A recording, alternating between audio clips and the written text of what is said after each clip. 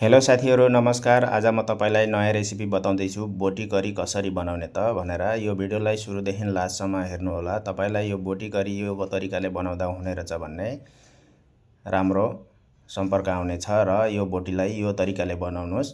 र मैले यहाँ बोटी लिएर धोएर राम्रोसँग धोएर यहाँ लगाइराखेको छु र आन्द्रालाई पनि राम्रोसँग चिरेर धोइएको छ र यसमा गरम पानी लगाउनुहोस् र पहिला फोक्सो हाल्नुहोस्। फोक्सोमा पानी भरिएको हुन्छ। यो फोक्सोलाई सुकाउनका लागि हामीले बोइल गर्नुपर्ने हुन्छ र बोइल गरेर राम्रोसँग धोएपछि यो बोटी धेरै राम्रो र स्वादिलो मिठो पनि हुन्छ।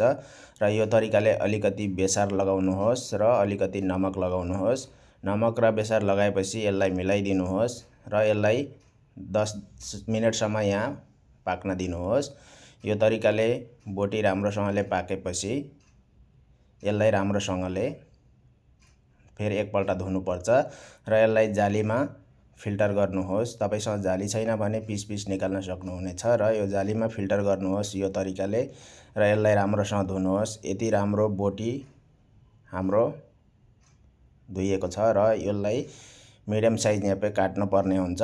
र सबभन्दा पहिले हामीले यहाँ कडाईमा तेल लिनुहोस् र अलिकति मेथी हाल्नुहोस्। मेथी डढ्न तासै खडा मसला लगाउनुहोस्। तेजपत्ता, इलायची, दालचिनी चक्का, साथमा 1 स्पुन साबुत जीरा, करिया पत्ता लगाउनुहोस्। तपाईसँग करिया पत्ता छैन भने स्किप गर्न सक्नुहुन्छ र यहाँ पर प्याज लगाउनुहोस्। प्याज लगाएर यसलाई चाहिँ मजाले भुट्नुहोस्।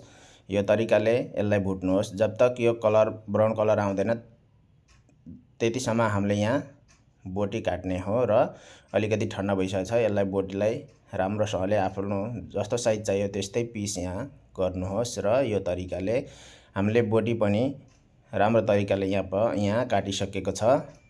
तपाईले हेर्न सक्नुहुन्छ र बोटी यो तरिकाले हामीले पुरा बोटी हामीले यहाँ काटिसक्यौं। प्याज पनि गोल्डन क्राउन आइसक्यो र यहाँ अलिकति हल्दी हाल्नुहोस् र 1 स्पुन अदरक लसुन पेस्ट हाल्नुहोस्। तपाईसँग अदरक लसुन पेस्ट छैन भने कुटेर पनि लगाउन सक्नुहुन्छ र यसलाई मिलाउनुहोस्। यो तरिकाले मिलाइसकेपछि यसमा बोटी एड गर्नुहोस्। हेर्नुस् यो तरिकाले यहाँ बोटी एड गर्न सक्नुहुन्छ र यसलाई पनि राम्रोसँगले मिलाउनुहोस्। बोटीलाई राम्रोसँग मिलाउनुहोस्। जबसम्म हाम्रो प्याजको मसला मिल्दैन तबसम्म मिलाउनुहोस् र यहाँ तपाईले नमक लगाउनुहोस्। नमक स्वाद अनुसार लगाउनुहोस् र मिर्ची आधा चम्चा मिर्ची लगाउनुहोस्। आधा चम्चा जीरा पाउडर, 1 चम्चा धनिया पाउडर लगाएर यसलाई राम्रोसँगले मिलाउनुहोस्। अब तपाईको बोटी यो तरिकाले राम्रो फ्राई हुनेछ र पानी पनि छोड्दैन। यो तरिकाले बोटी तपाईले बनाउनु भयो भने एकदम राम्रो स्वादिलो हुन्छ र यसमा टमाटर लगाइदिनुहोस्। सबै मिलाएपछि टमाटर लगाउनुहोस्। टमाटर लगाएपछि हामीले यहाँ ढक्कन लगाउनुहोस्। 10 मिनेटसम्म यहाँ ढक्कन लगाउनुहोस् र टमाटर पनि राम्रोसँगले गल्नेछ। यो तरिकाले पहिले टमाटरलाई थिचेर माइस गर्नुहोस् र यसलाई यहाँ राम्रोसँगले चलाउनुहोस्। यो चलाइसकेपछि सबै मसला एकै ठाउँमा मिल्नेछ र चलाएपछि तपाईले यहाँ ढक्कन लगाउनुहोस्। 5 देखि 10 मिनेटसम्म स्लो फ्लेममा ढक्कन लगाउनुहोस् र अलिअलि ग्रेभी थिक बन्नेछ यहाँ। यो तरिकाले यसलाई राम्रोसँग एकपल्ट चलाएर तपाईले माथि पानी लगाउनुहोस्। मैले 1 गिलास पानी लगाए। तपाईलाई ग्रेभी कतिको मन पर्छ त्यति पानी लगाउन सक्नुहुन्छ र यो बोटी यो तरिकाले बनायो भने एकदम स्वादिलो र मिठो पनि हुन्छ। भिडियोलाई सुरुदेखि लास्टसम्म जरुर हेर्नुहोस् र यो बोटी करी बनाउने तरिका पनि राम्रोसँग सिक्नुहोस्। ग्रेभी हाम्रो उम्लिसकेको छ। यसलाई चाहिँ एकपल्ट चलाइदिनुहोस् र हरियो धनिया माथिबाट लगाइदिनुहोस् र यो तरिकाले बोटी करी बनायो भने तपाईलाई एकदम मिठो र स्वाद पनि राम्रोसँगले आउनेछ।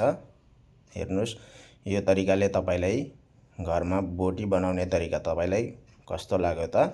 यो तपाईले चाह्यो भने राइससँग रोटीसँग पनि खान सक्नुहुन्छ र यो तरिकाले तपाईलाई बोटी करी बनायो भने धेरै मिठो र स्वादिलो पनि हुन्छ। एकपल्ट बनाएर हेर्नुस्। तपाईले बारम्बार यही बनाएर पनि खान सक्नुहुन्छ र यो बोटी करीको रेसिपी तपाईले कहाँदेखि हेर्दै हुनुहुन्छ राम्रो लाग्यो भने भिडियोलाई लाइक, शेयर, कमेन्ट गरेर जरुर बताउनु होला र फेसबुकमा पेजमा हेर्नुभयो भने फलो जरुर गर्नु होला। थ्यांक यू नमस्कार।